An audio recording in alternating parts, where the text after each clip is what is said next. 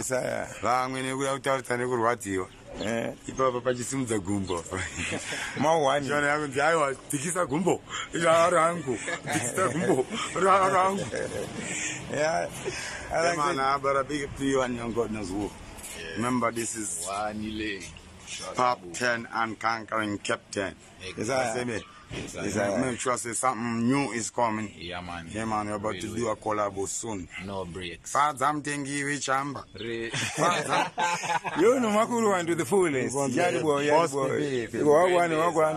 People in the place. Isaiah TV. Hapa masports aramba kupera. Television team. Andina mwari masports apere.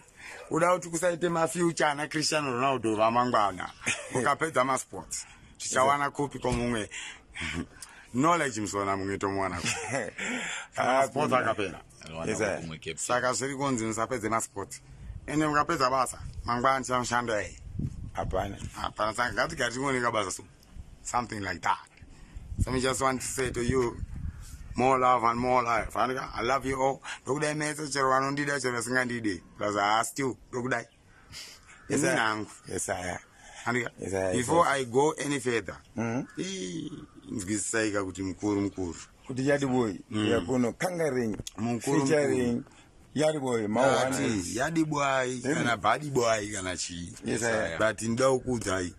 Mawani mai.